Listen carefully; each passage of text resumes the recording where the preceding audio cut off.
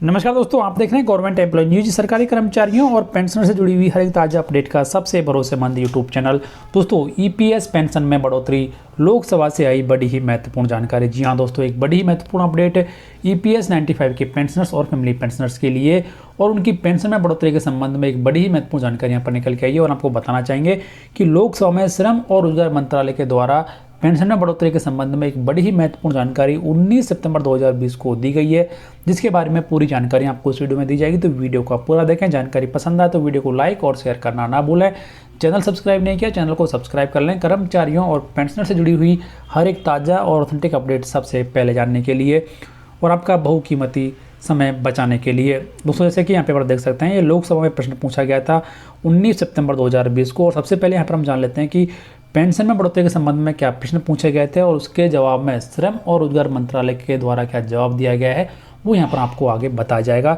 तो सबसे पहले यहाँ पर जो प्रश्न पूछे गए थे वो इस प्रकार हैं कि क्या श्रम और रोजगार मंत्री जी है बताने की कृपा करेंगे कि क्या ईपीएफ पेंशन की दरों को बढ़ाने के मुद्दे पर माननीय उच्चतम न्यायालय के समक्ष लंबित किसी मामले की सरकार को जानकारी है? यदि हाँ तो उससे जुड़ी हुई जानकारी क्या है? उसके बाद में यदि हाँ तो उक्त मामले के तीव्र निपटान हेतु सरकार द्वारा क्या कदम उठाए गए हैं? तीसरा प्रश्न यहाँ पर था कि क्या सरकार का वेतन पर आधारित उच्च पेंशन संबंधी विकल्प के संबंध में केरल उच्च न्यायालय के आदेश को लागू करने का विचार है? यदि हाँ तो उससे जुड़ी हुई जानकारी क्या है? और उसके बाद में अगला प्रश्न यहाँ पर था कि क्या सरकार ने केरल उच्च न्यायालय के आदेश को लागू करने पर उच्चतम न्यायालय से स्थगन प्राप्त कर लिया है? यदि हाँ तो उससे जुड़ी हुई जानकारी क्या है? फिर यहाँ पर पूछा गया था कि क्या कर्मचारी भविष्य निधि संगठन यानी ईपीएफओ ने इस संबंध में केरल उच्च न्यायालय के आदेश को अधीनस्थ कार्यालयों में लागू करने हेतु दिशा निर्देश जारी कर दिए हैं? यदि हाँ तो इसके क्या कारण है? और यदि नहीं तो केरल उच्च न्यायालय के आदेश को लागू नहीं करने का कारण क्या है? फिर लास्ट प्रश्न यहाँ पर पूछा गया था कि क्या ईपीएफओ केरल उच्च न्यायालय के आदेश से बाध्य है? यदि हाँ तो इसे लागू करने में विलंब का क्या कारण है? और यदि नहीं तो इसके क्या कारण हैं? तो ये पेंशन बढ़ोतरी के संबंध में एक बड़ा ही महत्वपूर्ण सवाल यहाँ पर पूछा गया था, क्योंकि केरल उच्च न्यायालय ने पेंशनर्स के हित में एक बड़ा ही महत्वपूर्ण फैसला दिया था। और यहाँ पर कहा था कि कर्मचारियों को उनके जो लास्ट सैलरी है उसका 50% पेंशन दी जाए और 33% उनको यहाँ पर फैमिली पेंशन दी जाए। तो इसी के संबंध में केरल उच्च न्यायालय ने काफ़ी अच्छा फैसला दिया था। फिर यहाँ पर ईपीएफओ ने सुप्रीम कोर्ट का दरवाजा खटखटाया था।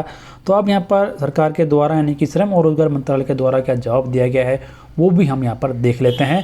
तो यहाँ पर श्रम और रोजगार राज्य मंत्री श्री संतोष कुमार गंगवार ने जवाब दिया है। तो जवाब इस प्रकार है, यहाँ पर कहा गया है कि पूरी मजदूरी पर पेंशन की स्वीकृति के मामले पर जो यूनियंस हैं, यूनियन ऑफ इंडिया फॉर कर्मचारी भविष्य निधि संगठन ईपीएफओ द्वारा विशिष्ट अवकाश याचिका यानी एसएलपी दायर की हुई है सुप्रीम कोर्ट में।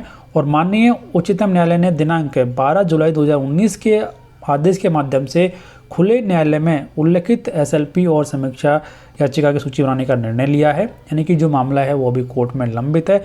और इसके अतिरिक्त रिट याचिका संख्या जो यहाँ पर दी गई है, इसमें के आदेश के तहत माननीय न्यायालय छूट प्राप्त प्रतिष्ठानों के कर्मचारियों द्वारा रिट याचिकाओं को पूर्वोक्त एसएलपी और समीक्षा याचिका के बाद के साथ सूचीबद्ध करने का निर्देशित किया है।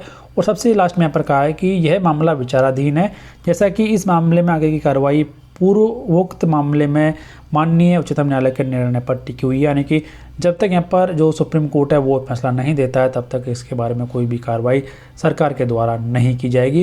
यानी कि जो पेंशन बढ़ोतरी के संबंध में फाइनल निर्णय होना है वो सुप्रीम कोर्ट के जजमेंट के बाद में ही होगा। लेकिन यहाँ पर जो केरल उच्च न्यायालय का फैसला दिया गया है, काफ़ी अच्छा फैसला यहाँ पर दिया गया है। यदि वो लागू हो जाता है तो ईपीएस 95 पेंशनर्स और फैमिली पेंशनर्स की पेंशन यहाँ पर काफ़ी अच्छी खासी बढ़ने वाली है। तो फिलहाल इस वीडियो में इतना ही। वीडियो को लाइक और शेयर करना ना भूलें। चैनल को सब्सक्राइब जरूर कर लें हर एक लेटेस्ट अपडेट सबसे पहले जानने के लिए।